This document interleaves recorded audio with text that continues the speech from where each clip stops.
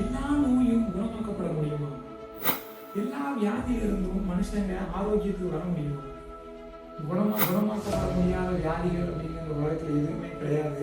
இந்த உலகமும் மருத்துவமும் இந்த நோய்க்கு தீர்வே கிடையாது அப்படின்னு சொன்ன எத்தனையோ வியாதிகளை இயேசு ஆல்ரெடி குணமாக்கியிருக்காரு, இப்பவும் குணமாக்கிக்கிட்டே இருக்கிறாரு அப்படிங்கிறத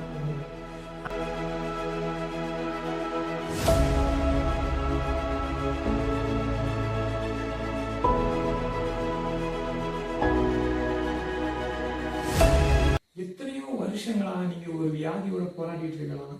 எத்தனையோ வருஷங்களா நீங்க ஒரே வியாதிக்காண்டி மருந்துகள் எடுத்திருக்கலாம். நிறைய வியாதிகள்னால தொடர்ந்து பாதிக்கப்பட்டுட்டே இருந்திருக்கலாம்.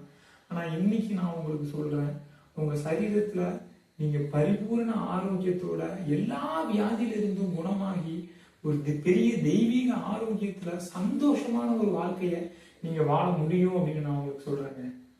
எப்படி குணமாக முடியும்? அந்த வியாதிகளுக்கு மருந்தே கண்டுபிடிக்கலையே, அந்த வியாதியெல்லாம் குணமே ஆகாதுன்னு சொல்றாங்களே, அந்த வியாதிலாம் இப்படி நிறைய பேருக்கு வந்துருச்சு அப்படின்னு எல்லாரும் அதை நார்மலைஸ் பண்ணிட்டாங்க அப்படின்னு நீங்க சொல்லலாம். ஆனா நான் உங்களுக்கு சொல்றேன், ஒருத்தரால எல்லா வியாதிகளையும் குணமாக்க முடியும். உங்களோட எல்லா நோய்கள் இருந்தும் உங்களுக்கு அவர் விடுதலை கொடுக்க முடியும். அந்த நபரை பத்தி தான் நான் இந்த வீடியோவில் உங்ககிட்ட பேச போறேன். அது யாருன்னு உங்களுக்கே தெரிஞ்சிருக்கும், ஜீசஸ் கிரைஸ்ட். ஏன்னா நான் ஏன் இதை சொல்றேன் அப்படின்னா, இது ஒரு கிறிஸ்டியானிட்டி அப்படிங்கிறதையும் தாண்டி முழு பைபிள்ல நான் அந்த 4 சுவிசேஷத்தை தொடர்ந்து பார்க்கும்போது இயேசு கிட்ட போன எல்லா வியாதிஸ்தர்களும் குணமானாங்க. எனக்கு அது ரொம்ப ஆச்சரியமா இருந்தது. ஏன்னா இவர் நோயை குணமாக்குறாரு, இவர்கிட்ட போனா எல்லா வியாதிகளும் குணமாகுது. முடவர்கள் நடக்கிறாங்க, பார்வை இல்லாதவங்க பாக்குறாங்க, ஊமையர்கள் பேசுறாங்க, காது கேட்காதவங்களுக்கு காது கேட்குது, எல்லா குஷ்டரோகங்கள் சுகமாகுது அப்படின்ட்டு என்னென்ன பிரச்சனை இருக்குதோ அந்த எல்லா பிரச்சனையோட வந்த எல்லா மனுஷங்களையும் இயேசு கையை வச்சு தொட்டு சுகமாக்குனாரு. அவங்களுக்கு ஜெபம் பண்ணி சுகமாக்குனாரு. அவங்க கிட்ட இயேசு கிட்ட போய் சுகம் கிடைக்கல அப்படின்னு ஒருத்தர் கூட பின்னாடி போகலைங்க. அவர் எல்லாருக்குமே ஒரு சுகத்தையும் ஒரு ஆரோக்கியத்தையும் கொடுத்து எல்லாரோட வியாதியையும் அவர் குணமாக்குனாருங்க. இது உண்மையிலே படிக்கும் போதே ஒரு ஆச்சரியமான ஒரு விஷயமா இருந்துச்சு. அன்னைக்கு இருந்த அதே இயேசு தான் இன்னைக்கும் நம்மளோட உயிரோட இருக்கிறாரு, நமக்குள்ள இருக்கிறாரு. அப்படிங்கிறப்போ அவரால் குணமாக்க முடியாத வியாதின்னு எந்த வியாதியும் அந்த உலகத்தில் இருக்க முடியும்? அவரால் எல்லா வியாதிகளையும் குணமாக்க முடியும். உங்களுக்கு என்ன வியாதி இருந்தாலும் சரி, என்ன நோய் இருந்தாலும் சரி, நான் சொல்றேன், அது பரிபூர்ணமா குணமாக முடியும். நீங்க அந்த நோயிலிருந்து கம்ப்ளீட்டா ரெக்கவர் ஆகி வெளியே வர முடியும். உங்களுக்குன்னு ஒரு ஆரோக்கியமான சந்தோஷமான ஒரு லைஃப்பை நீங்க வாழ முடியும். அப்படிங்கிறது தான் இந்த தேவனுடைய வார்த்தையில தேவன் நம்மளுக்கு சத்தியம் பண்ணி சொன்ன ஒரு விஷயமா இருக்குதுங்க. லூக்கா 7வது அதிகாரம் 21வது வசனத்துல பாத்தீங்க அப்படின்னா இன்னொரு வார்த்தை சூப்பரா போட்டிருக்குது. அந்த சமயத்திலே நோய்களையும் கொடிய வியாதிகளையும் பொல்லாத ஆவிகளையும் கொண்டிருந்த அநேகரை அவர் குணமாக்கி அநேக குருடருக்கு பார்வையளித்தார் அப்படின்னு போட்டிருக்காங்க. எவ்வளவு பெரிய கொடிய வியாதியா இருக்கட்டும், எவ்வளவு பெரிய கொடிய நோயா இருக்கட்டும், நான் சொல்றேன், அது உங்களுக்கு இருந்தா நீங்களும் குணமாக முடியும். அது உங்களுக்கு சொந்தமானவர்களுக்கோ இல்லை உங்களுக்கு ரொம்ப க்ளோஸா நெருக்கமானவர்களுக்கோ இருந்தா அவங்களும் அதுல இருந்து குணமாக முடியும். அப்படிங்கிறது தாங்க உண்மையா இருக்குது. அடுத்துதான் நான் உங்ககிட்ட சொல்லணும்னு நினைச்ச ஒரு முக்கியமான ஒரு விஷயம் என்ன அப்படின்னா, ஒரு மதம் சொன்ன மிகப்பெரிய ஒரு பொய், முக்கியமா கிறிஸ்தவ மதம் சொன்ன மிகப்பெரிய பொய். என்ன பொய் அப்படின்னா, இயேசுகிட்ட இருந்து நம்ம குணமாகணும், ஆரோக்கியம் ஆகணும் அப்படின்னா நம்ம அவரை ஏத்துக்கணும், அவரை ரசிக்கப்படணும், நம்ம அதை செய்யணும், இதை செய்யணும், அப்படி பண்ணணும், இப்படி பண்ணணும் அப்படின்னு நிறைய விஷயங்களை நம்ம சொல்லி அவர்கிட்ட இருந்து குணத்தை வாங்குறதும் இல்லை அவர்கிட்ட போய் குணமாகறதையும் ரொம்ப கஷ்டமான ஒரு விஷயமா மதம் மாத்திருச்சுங்க. நான் இன்னைக்கு உங்களுக்கு சொல்றேன், அது ரொம்ப கஷ்டமே கிடையாது. நீங்க யோசிச்சு பாருங்க, ஈரோடு இருந்து அவர் ஊழியம் செஞ்ச அந்த 3.5 வருஷத்துல எனக்கு தெரிஞ்சு மினிமமா ஒரு 10 லட்சம், ஒரு 5 லட்சத்துல இருந்து 10 லட்சத்துக்குள்ள மினிமம் சொல்றது, ஓகேங்களா? 5 லட்சத்துல இருந்து 10 லட்சத்துக்குள்ள ஜனங்கள் கண்டிப்பா அவர்கிட்ட ஒரு ஆரோக்கியத்தையும் ஒரு சுகத்தையும் பெற்றுக்கிட்டு போயிருப்பாங்க அப்படிங்கிறது உண்மை. ஆனா யாராவது ஒருத்தரை பார்த்து கூட அவர் நீ ஏத்துக்கிட்டியா அப்படிங்கிற மாதிரி அவர் கேட்கவே இல்லைங்க. அவர் நோயாளியை பார்த்து கேட்டது 2 கேள்வி என்ன அப்படின்னா, நிறைய கேள்வி கேட்டுக்கலாம், பட் நான் பார்த்த முக்கியமான 2 கேள்வி என்ன அப்படின்னா, நீ குணமாகணும்னு விரும்புறியா? இன்னைக்கு இதே கேள்வியை தாங்க இயேசு உங்களை பார்த்து கேட்கிறாரு. நீங்க எவ்வளவு பெரிய ஒரு வியாதியிலையும் எவ்வளவு கொடிய ஒரு பிரச்சனை வெளியே இருந்தாலும் சரி, நீங்க அதுல இருந்து வெளியே வரணும்னு விரும்புறீங்களா? நீங்க அதுல இருந்து குணமாகணும்னு விரும்புறீங்களா? நீங்க விரும்புறீங்க அப்படின்னு நீங்க சொல்லும் போது அந்த நேரத்திலேயே கண்டிப்பா இயேசு உங்களை தொடுவாருங்க. இந்த மதம் என்ன பண்ணிருச்சுன்னா, இயேசுவை தொட முடியாத ஒரு இடத்துல கொண்டு போய் வச்சிருச்சு. இது எப்படின்னா, இப்போ கர்த்தராகிய இயேசு கிறிஸ்துவை விசுவாசி, அப்பொழுது நீயும் உன் வீட்டாரும் ரட்சிக்கப்படுவீர்கள் அப்படின்னு அப்போஸ்தலர்ல நம்ம ஒரு வசனம் வாசிக்கிறோம்.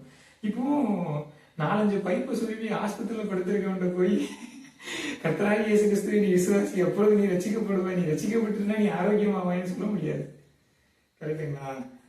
இப்போ உனக்கு ரட்சிக்கப்படணுமா இல்லை ஆரோக்கியமாகணுமா அப்படிங்கிற ஒரு ஒரு கேள்வி வந்து உலகத்துல இருக்க மக்களுக்கு, இல்லை எனக்குமே வருது. நான் ஒரு புரஜாதியா இருந்தேன் அப்படின்னா நான் சொல்றேன், நீங்க அவர்கிட்ட வந்து 5 லட்சம் பேர் 10 லட்சம் பேர் வந்து அவர்கிட்ட இருந்து ஆரோக்கியத்தை தொட்டு வாங்கிட்டு அவங்க பாட்டு அவங்க லைஃபுக்கு போயிட்டாங்க, அவங்க ஊருக்கு போயிட்டாங்க.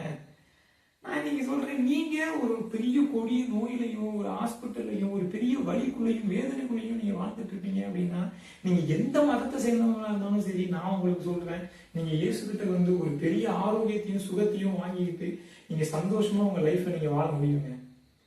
ஆமா, அவர் அடுத்ததா கேட்ட கேள்வி என்ன அப்படின்னா, அது வந்து இதை செய்ய முடியும், இதை என்னால செய்ய முடியும்னு நீ நம்புறியா அப்படின்னு அவர் கேட்டாருங்க. இன்னைக்கு அந்த ஒரு நாள் ஒரு சின்ன நம்பிக்கை உங்களுக்கு இருக்கும் அப்படின்னா, நான் இன்னைக்கு உங்களுக்கு சொல்றேன், நீங்க குணமாக முடியும், நீங்க ஒரு ஆரோக்கியத்துக்குள்ள போக முடியும். ஆனா ரிலீஜியன் வந்து எப்போதுமே ஒரு சிம்பிளான விஷயத்த அதை கஷ்டமாக்கி வச்சு போட்டுரும். ஓகேங்களா? ரட்சிக்கப்படவங்களுக்கு வந்து தெய்வீக ஆரோக்கியம் இருக்குது, அது எல்லாமே இருக்கு, நான் இல்லைன்னா சொல்லவே இல்லை. கண்டிப்பா ரட்சிப்பு அப்படிங்கிறது ரொம்ப ரொம்ப முக்கியம். பட் ரட்சிப்பு அப்படிங்கிறது வந்து அவங்க சூஸ் பண்ற ஒரு விஷயமா இருக்கணுமே தவிர நம்ம திணிக்கிற ஒரு விஷயமா இருக்கக்கூடாது அப்படிங்கிறது தான் என்னோட பாயிண்ட் ஆஃப் வியூல நான் பாக்குறதுங்க. ஏன்னா தேவன் வந்து எல்லா விஷயங்களையும் அவர் பசங்களுக்கு கொடுக்கறதா தானே கொடுக்குறாரு, அவர் பையங்களுக்கு கொடுக்கறதா தான் பாருக்காரு. எப்பா நீ கும்பல 2வது நீ போய் இது கொஞ்சம் நல்லா இருப்பா, தாப்பா ஆரோக்கியத்தை வாங்கிட்டு போப்பா அப்படின்ட்டு இந்த முழு உலகத்துக்கான ஆரோக்கியத்தையும் உலகத்தின் பாவத்தை சுமந்து தீர்க்கிற தேவ ஆட்டுக்குட்டின்னு தான் நம்ம வாசிக்கிறோம்.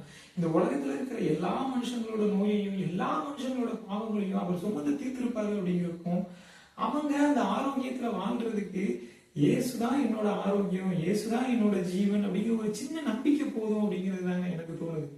ஆமா, ஏன்னா இப்போ நோய் குணமானதுக்கு அப்புறம் அவர் சொல்றாரு, என்ன சொல்றாரு அப்படின்னா, இதோ நீ உனக்கு உடம்பு சரியாயிருச்சு, நீ போய் நல்லா உன் லைஃபை வாழு, திரும்ப நீ போய் பாவத்துக்குள்ள விழுந்துடாத அப்படின்னு சொல்றாரு.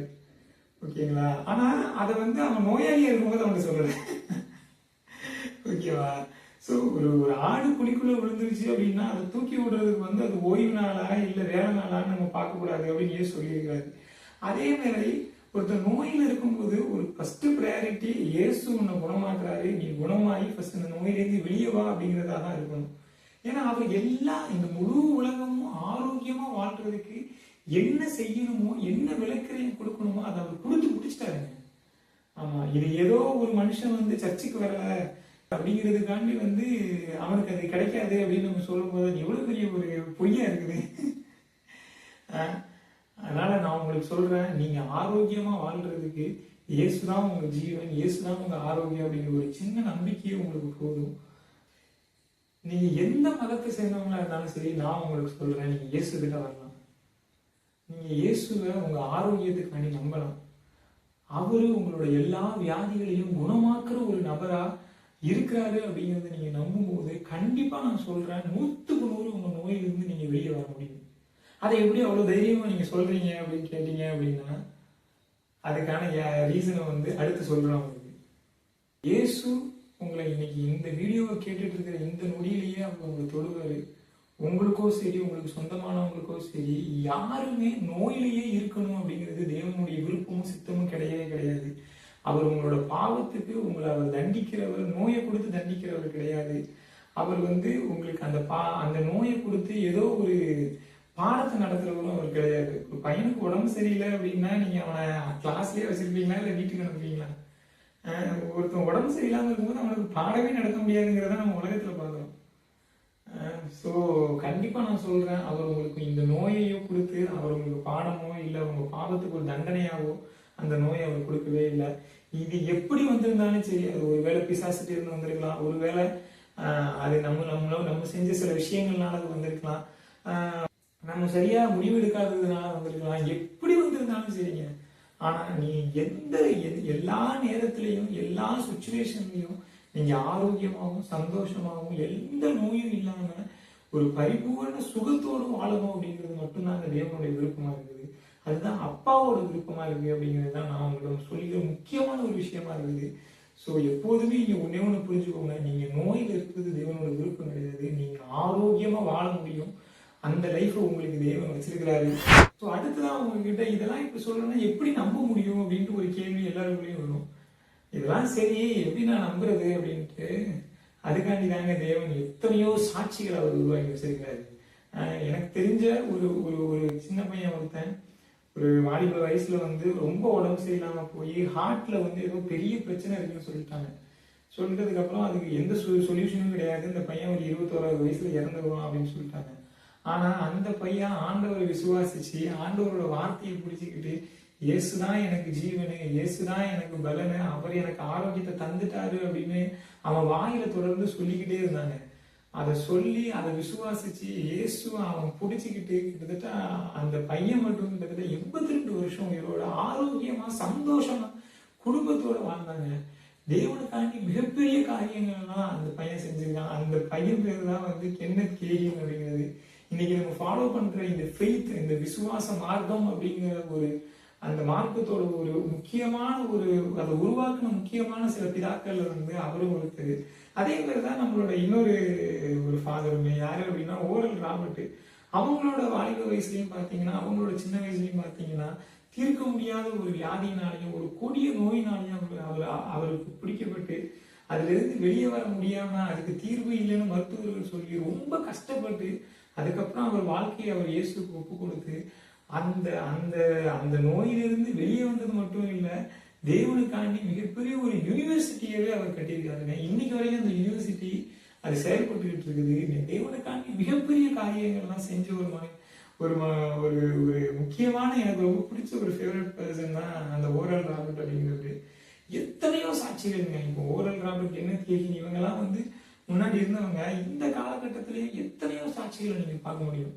எனக்கு ரொம்ப ரொம்ப பிடிச்ச ஒரு டெஸ்டிமனி யாரு அப்படின்னா, இந்த ஹீலிங்ல இந்த பிசிக்கல் இதெல்லாம் நான் எப்போலாம் எனக்கு ஏதாவது ஒரு சின்ன பலவீனங்களோ ஏதோ ஒரு சின்ன விஷயங்கள் நடக்கும்போது நான் நோக்கி பார்க்கிற ஒரு 3 பேர்ல கென்னத் கேகின், ஓரல் ராபர்ட், அடுத்ததா யார் முக்கியமான ஒரு நபர் அப்படின்னா, இவங்க நிறைய பேருக்கு தெரிஞ்சிருக்காது. யாரு அப்படின்னா டோடி ஓஸ்டின் அப்படின்ட்டு நம்மளோட ஒரு பாட்டி ஒருத்தங்க இருக்காங்க, கிராண்ட்மா. ஸோ அந்த அம்மா அமெரிக்காவில் தான் இருக்கிறாங்க. ஓகேவா? அவங்க பிறக்கும் போதே சின்ன வயசுலயே போலியோ நோயினால பாதிக்கப்பட்டிருந்தாங்க. இருந்தாலும் தேவனுக்காண்டி ஒரு பெரிய காரியங்கள் செய்யணும், நம்ம தேவனுக்காண்டி ஏதோ சின்ன விஷயங்கள் செய்யணும் அப்படின்னு அவங்களுக்குள்ள அது எரிஞ்சுக்கிட்டே இருந்தது. ஸோ தொடர்ந்து அதுக்கப்புறம் அவங்க ஜோயல் ஓஸ்டினோட அவங்க அம்மாவை தான் நான் சொல்றேன். நான் 45வது வயசுல, இது 1980ல நான் சொல்றது, ஓகேங்களா? அவங்களுக்கு ஒரு பெரிய கேன்சர் ஒரு பாதிக்கப்பட்டாங்க. அதுல இருந்து அவங்க வெளியே அந்த டைம்ல இருந்து அவங்க தேவனுடைய வார்த்தையிலையும் இயேசுதான் என்னோட ஜீவன் அப்படிங்கிறதையும் ரொம்ப ஆழமா பிடிச்சிக்கிட்டாங்க. ஆமா, அதை பிடிச்சிக்கிட்டு நீங்க அவங்களுக்கு 40வது வயசுல கேன்சர் அதுல இருந்து ரெக்கவர் ஆகி நிறைய பேருக்கு ப்ரேயர், ஹீலிங், மினிஸ்ட்ரி அப்படின்னு அவங்க பண்ண ஆரம்பிச்சு இன்னைக்கும் அவங்க வாழ்ந்துட்டு இருக்காங்க. நீங்க யூடியூப்ல கூட அவங்களோட டெஸ்டிமனி எல்லாம் நீங்க போய் பார்க்கலாம். டோடி ஓஸ்டின் ஹீலிங் டெஸ்டிமனின்னு போட்டீங்கன்னா அது உங்களுக்கு வரும். அவங்களுக்கு இப்போ ஏஜ் என்ன அப்படின்னு பாத்தீங்கன்னா 92ங்க. ஆமா, ஆனா அவங்கள பாத்தீங்க அப்படின்னா 92 ஏஜ் மாதிரியே இருக்காது. அவங்களோட சீக்ரெட் என்ன அப்படின்னு கேட்கும்போது அவங்க சொல்ற 2 விஷயம், இயேசுவோடு இருக்கிற என்னோட உறவு, 2வது தேவனுடைய வார்த்தை. இந்த ரெண்டும் எனக்கு ஒரு பெரிய பலமா இருந்தது அப்படின்னு சொல்றாங்க. ஸோ இதை தாண்டி இப்போ நம்ம என் முதுகுல சுருக்குன்னு வலிக்குது, ஓகேங்களா? இப்போ நம்ம கூகுளில் போய் கேட்டால் கூகுள் என்ன சொல்லுவோம்? முதுகுல சுருக்கு அப்படின்ட்டு இப்போ பேக் பெயின் அப்படின்னு நீங்கள் கூகுளில் போட்டிங்கன்னா என்ன சொல்லும் அப்படின்னா, இல்லை கண்டினியூஸ் காஃப் அப்படின்னா தொடர்ந்து இருமிக்கிட்டே இருக்கிறேன் அப்படின்னு நீங்கள் கூகுளில் போட்டிங்கன்னா நம்ம அப்படிதான் பண்ணுவோம். கூகுளில் போட்டோம்னா கூகுள் என்ன சொல்லும்? உனக்கு ஏதோ டிரான்ஸ்ஃபர் ஆகலாமா இப்படிதான் சொல்லுங்க. இதுதான் உனக்கு ஏதோ கேன்சர் ஆகலாமா அப்படின்னு தான் சொல்லுங்க, ஓகேங்களா? ஆனா நீங்க உங்களுக்கு என்ன பிரச்சனை இருக்கோ, இப்போ பேக் பெயினோ இல்ல கண்டினியூஸ் காஃபோ இல்ல என்ன ஒரு சிம்டமோ, சரிங்களா? அது இருக்கக்கூடாது, இருக்க முடியாது ஃபர்ஸ்ட். 2வது அது வந்தப்போ நீங்க அதை கூகுள்ல போயிட்டு இப்போ ஃபார் எக்ஸாம்பிள் இப்போ ஹிமராய்ட்ஸ் ஹீல்டு பை ஜீசஸ் டெஸ்டமனி அப்படின்னு நீங்க கூகுள்ல போட்டீங்கன்னா ஜீசஸ் அந்த வியாதியில அந்த பிரச்சனையில இருக்கிற ஒருத்தரை குணமாக்கி இருப்பாரு. அந்த குணமாக்கணுங்களோட டெஸ்டமனியை கூகுள் உங்களுக்கு கொடுக்கும். எந்த பிரச்சனைனாலும் நீங்க கேன்சர் எடுத்துக்கலாம், ஹெச்ஐவி எடுத்துக்கலாம், அதுக்கப்புறம் பெரிய கிரானிக் இல்னஸஸ் எடுத்துக்கலாம், டயபெட்டிஸ் எடுத்துக்கலாம், பேன்க்ரைட்டிஸ் எடுத்துக்கலாம், வேற இதே மாதிரி நிறைய ஃபைல்ஸா இருக்கட்டும், கிட்னி ஃபெயிலியரா இருக்கட்டும், அதுக்கப்புறம் ஸ்கின் கேன்சரா இருக்கட்டும், லிம்போமாவா இருக்கட்டும், பிளட் கேன்சரா என்ன இந்த உலகமும் மருத்துவமும் இந்த நோய்க்கு தீர்வே கிடையாது அப்படின்னு சொன்ன எத்தனையோ வியாதிகளை இயேசு ஆல்ரெடி குணமாக்கியிருக்காரு, இப்பவும் குணமாக்கிக்கிட்டே இருக்கிறாரு அப்படிங்கிறதாங்க உண்மை. அந்த டெஸ்டமனியில அந்த சாட்சியோட கதைகள்ல உங்க கதையும் ஒரு கதையா மாறும் அப்படின்னு நான் நம்புறேன். உங்களை பரிபூரணமா மனசார நான் ஆசீர்வதிக்கிறேன் இந்த வீடியோ மூலமா. இந்த வீடியோ கேட்டு முடிக்கும் போது உங்களுக்கு ஒரு பெரிய நம்பிக்கை வந்திருக்கட்டும். உங்களுக்கு இருக்கிற எந்த பெரிய கொடிய வியாதியா இருந்தாலும் அதை இயேசுவால குணமாக்க முடியும். உங்களுக்கு அந்த வியாதியிலிருந்து நீங்க பரிபூர்ணமா குணமாகி சந்தோஷமா ஆரோக்கியமா ஒரு வாழ்க்கையை நீங்க வாழணும் அப்படிங்கிறது தான் உங்களை குறிச்ச கடவுளோட விருப்பமா இருக்கு. அப்புறம் எனக்கு ஏன் இது வந்துச்சு, அப்புறம் எனக்கு ஏன் இதெல்லாம் கடவுள் அலோவ் பண்ணாரு, எனக்கு எவ்வளவு வலி வேதனை எல்லாம் இருக்கு தெரியுமா அப்படின்னு நீங்க கேட்கலாம். ஆனா அதை நம்ம குழியிலிருந்து அந்த நோயிலிருந்து வெளியே வந்ததுக்கு அப்புறம் நம்ம பேசிப்போம். ஃபர்ஸ்ட் நோயிலிருந்து வெளியே வரணும் அப்படிங்கிறது தான் நம்மளோட முக்கியமான விஷயம். அது ஏன் வருது, அது எப்படி அப்படிங்கிறதெல்லாம் நம்ம அடுத்தடுத்த வீடியோல நம்ம பேசுவோம். ஆனா இப்போ ஒன்னே ஒன்று மட்டும் உங்க மனசுல நீங்க உள்ள வைங்க. அவருக்கு கடவுள் ரொம்ப ரொம்ப நல்ல அப்பாவா இருக்கிறாரு. இயேசுவின் மூலம் வெளிப்பட்ட ஒரு பிதாவை நான் உங்களுக்கு சொல்றேன்.